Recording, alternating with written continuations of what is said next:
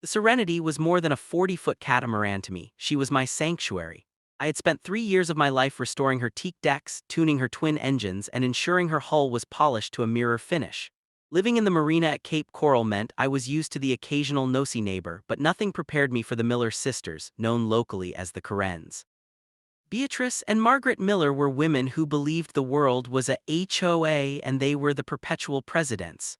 They lived in the luxury condos overlooking the docks and spent their days reporting people for having the wrong shade of beige patio furniture.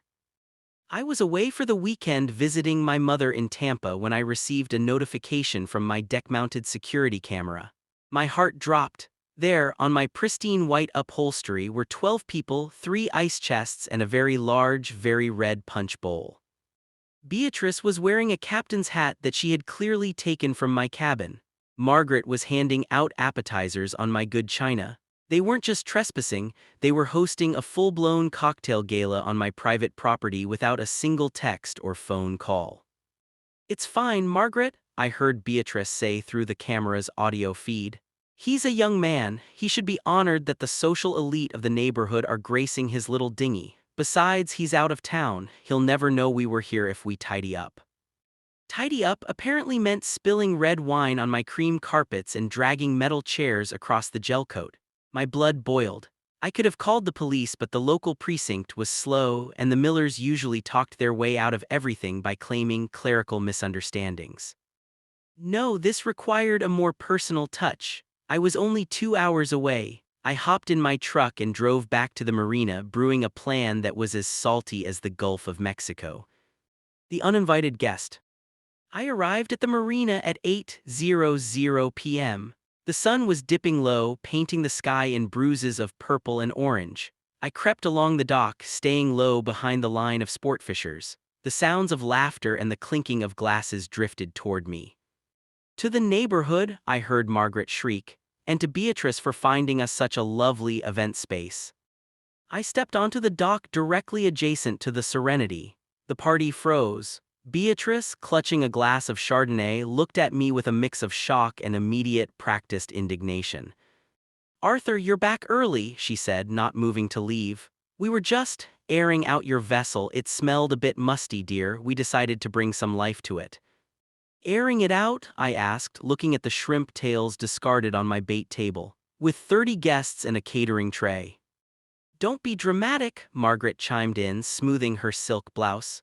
"We're doing you a favor. This boat looks used now, it gives it character. Now be a good boy and grab us some more ice from the marina shop, would you?" I looked at the guests, mostly older folks from the condo board who looked slightly embarrassed but not enough to stop eating. My anger shifted into a cold, calm clarity. "You know what, Margaret, you're right," I said, a fake smile plastered on my face. "It is a beautiful night. Why stay tied to the dock? The sunset is even better 2 miles out." Beatrice's eyes lit up. "Oh, are you taking us for a cruise? How delightful. See, everyone, I told you Arthur was a gentleman." "I just need to check the lines," I said. "Stay right there, don't move a muscle." The setting of the trap. I went into the cabin, ostensibly to check the bilge. In reality, I was checking the GPS and the tides. I knew these waters like the back of my hand. I also knew that the Serenity had a very specific feature, a remote-operated anchoring system and a secondary helm station that I could control via a tablet. I started the engines. The low hum of the diesels sent a vibration through the deck. "We're off," Beatrice cheered, waving her glass at a confused heron on the pier. I steered the boat out of the slip.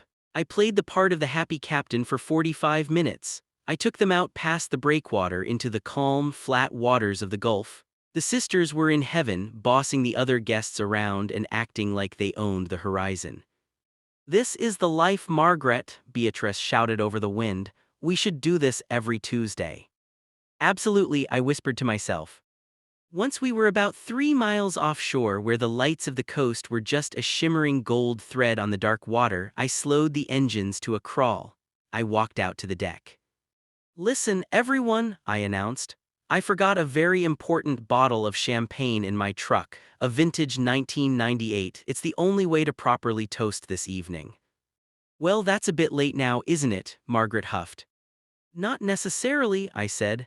My friend is out here on his jet ski. He's going to drop me at the dock. I'll grab the bottle and I'll be back in 20 minutes. You guys just relax. The boat is on auto station keep.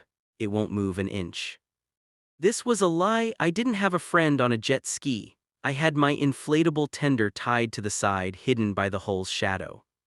You're leaving us? Beatrice asked, her brow furrowing. Is that safe? Beatrice, I'm a professional, I said, patting her on the shoulder. The anchor is set, the GPS is locked, you have the music, the food, and the stars. I'll be back before you can finish that drink. I slipped over the side into the tender, unhooked the lines, and drifted away into the dark. They were so busy laughing and talking that they didn't even see me pull the cord on my small outboard motor and zip back toward the shore. But before I left, I did one thing. I used my tablet to disengage the electronics station keep. I didn't drop the anchor. I left the boat in neutral. The tide was going out. The drift. I sat on the pier back at the marina, eating a sandwich and watching the little blue dot on my iPad.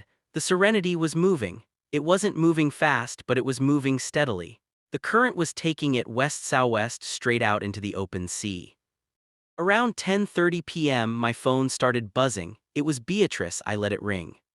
Then came the texts. Arthur, the lights of the city look very small. Are we moving? Arthur, answer your phone. Margaret is getting seasick. Arthur, the anchor is not working. We are in the dark.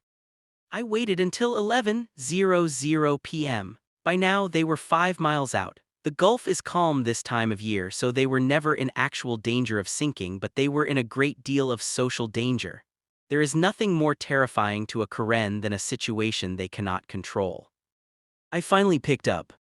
Hello, I said, sounding sleepy.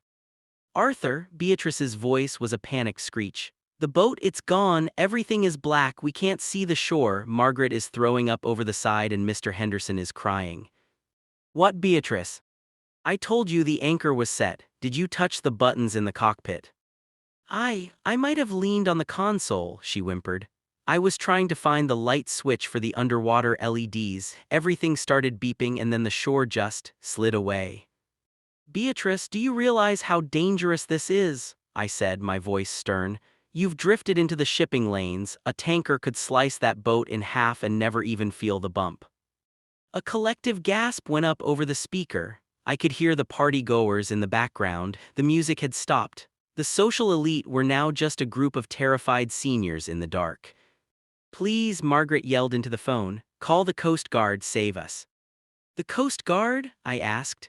If I call them, they'll file a report. They'll want to know why 30 people were on a private vessel without the owner present. There will be fines, trespassing charges. It'll be in the local paper.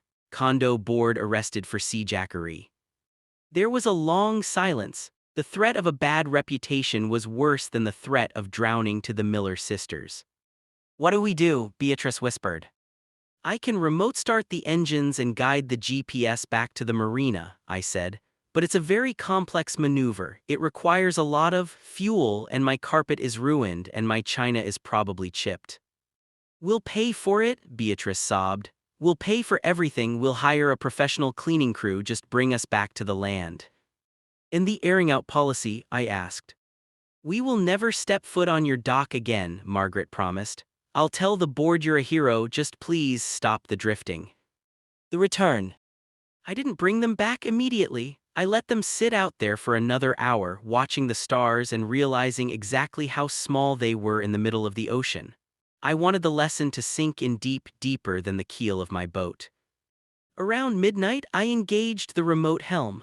I watched the Serenity turn slowly on my screen and begin the long trek back to the harbor. I sat on the dock with a flashlight waiting.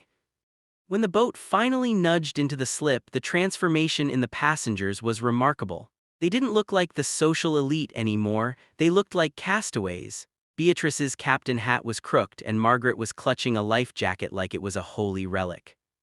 They scrambled off the boat before I even had the lines tied. They didn't say a word to me, they didn't look me in the eye, they scurried toward the parking lot like mice fleeing a flood. Beatrice was the last one off. She stopped on the gangway, looking at her ruined silk heels. You did that on purpose, she hissed, her old Karen spark returning for a brief second. I looked at the red wine stain on my deck, then back at her. I don't know what you mean, Beatrice. I told you I was going for champagne. It's not my fault you didn't know how to stay put. I held up the remote tablet. By the way, I have the interior audio recorded, the part where you said you'd never let me know you were here. That would sound very interesting at the next HOA meeting. She turned pale, spun on her heel, and marched away. The aftermath. The next morning, a professional cleaning crew arrived at 7:00 a.m. They spent 6 hours detailing the Serenity until she smelled like citrus and new beginnings. At noon, a courier delivered a box of the finest steaks and a check that covered the cleaning and then some. The Miller sisters didn't report me for a musty boat ever again. In fact, whenever they saw me on the docks, they turned and walked the other way. I had achieved the impossible. I had made the Karens go silent. As I sat on my deck that evening, sipping a drink and enjoying the actual silence, I looked out at the Gulf. The water was vast, dark, and indifferent to status or neighborhood standing. The Karen sisters threw a party on my boat without asking, so I let them float into the open sea. And honestly, it was the best party I never attended. I unmoored the lines, pushed off from the dock, and headed out toward the sunset. This time I was the only one on board, and that was exactly how I liked it.